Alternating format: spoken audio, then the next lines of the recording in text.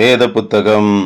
ஒரு அருமையான தகப்பனார் தன்னுடைய மகனின் பிறந்த நாளை முன்னிட்டு 2 பொருட்களை தெரிந்தெடுத்து தன்னுடைய மகனை அழைத்து, மகனே, இந்த 2இல் ஒன்றை நீ எடுத்துக் கொள்ளலாம். என்னுடைய இடது கரத்தில் இருப்பது பைக் சாவி, வலதுபுறத்தில் இருப்பது பரிசுத்த வேதாகமம். எதை நீ எடுத்துக் கொள்ளப் போகிறாய் என்று கேட்ட பொழுது மகன் அப்படியே பைக் சாவியை எடுக்க எத்தனிக்கிற நேரத்திலே, இது கார் சாவியாய் இருந்தால் நலமாயிருக்குமே என்று எண்ணினவனாய் பரிசுத்த வேதாகமத்தை எடுத்துக் கொள்ளலாம் என்று நினைக்கிற பொழுது, எத்தனை வேத புத்தகங்களை வைத்திருக்கிறேன், அத்தனையும் வாசிக்காமல் சும்மா தானே இருக்கிறது என்று நினைத்தவனாய் அப்படியே மறுபடியும் பைக் சாவியை எடுக்கும்படியாய் தன் வசப்படுத்திக் கொள்ளுகிறான். தகப்பனார் சொல்லுகிறார், அப்படியானால் இந்த அருமையான பரிசுத்த வேதாகமத்தை நானே வைத்துக் கொள்ளுகிறேன் என்று சொல்லி அதை வைத்துக் கொண்டவராய் அதை திறந்து வாசிக்க முற்படுகிற அந்த நேரத்திலே அதற்குள்ளாய் ஒரு அருமையான கார் சாவி இருப்பதை பார்த்து மகன் அதிர்ச்சியோடு கூட, வியப்போடு கூட, ஆச்சரியம் கலந்த ஒரு பயத்தோடு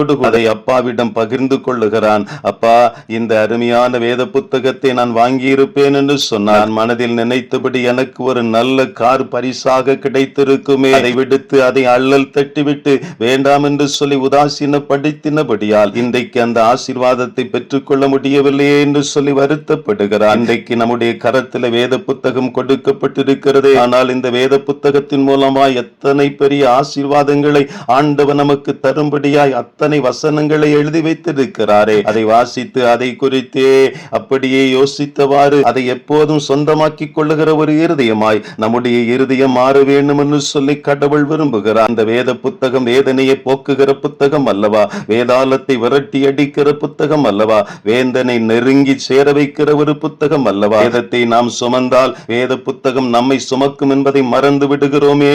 இன்றைக்கு ஞாயிறு ஆராதனைக்கு மாத்திரம் அதை எடுத்துச் செல்லுகிறவர்களாய் சிலர் இருக்கிறார்கள். சிலர் அதை கூட எடுத்து செல்வதற்கு தயங்கினவர்களாய் தன் வாழ்க்கை ஓட்டத்தை வெறுமையாய் ஓடிக்கொண்டிருக்கிறார்களே. சங்கீதம் 1:2 எழுதப்பட்டிருக்கிறது, கர்த்தருடைய வேதத்தில் பிரியமாயிருந்து இரவும் பகலும் அவருடைய வேதத்தில் தியானமாயிருக்கிற மனுஷன் பாக்கியவான். இப்படி தியானிக்கிற மனிதன் தான் கொடுத்து வைத்தவன் என்று வேதம் சொல்லுகிறது. கர்த்தருடைய வேதம் குறைவற்றதும் ஆத்துமாவை உயிர்ப்பிக்கிறதுமாயிருக்கிறது. இன்றைக்கு மரித்து போன நிலையில் இருக்கிற ஆத்துமாக்கள் உயிரடைய வேண்டும் என்று சொன்னார். வேத வசனம் அது ஒரு மருந்தாய் பயன்படுகிறது. இன்றைக்கு அநேகர் மரித்து போக வேண்டும் என்று நினைத்துக் கொண்டிருக்கிற நேரத்திலே இந்த வேத வசனத்தை அவர்கள் காதுகள் கேட்கும் பொழுது தன் நிலையிலிருந்து அவர்கள் மீண்டும் வித்தியாசமான ஒரு கண்ணோட்டத்தோடு இருந்த அவர்கள் உலகத்திலே வாழும்படியாய் தன்னை அர்ப்பணித்து முன்னேறி கொண்டிருக்கிறதை பார்த்து கொண்டிருக்கிறோம். ஆண்டவருடைய வேதத்திலே பிரியமாயிருக்கிற உள்ளங்களை ஆண்டவர் தேடிக்கொண்டிருக்கிறார். இயேசுவே, எங்களை உம்முடைய கரத்திலே தருகிறோம், அர்ப்பணிக்கிறோம்.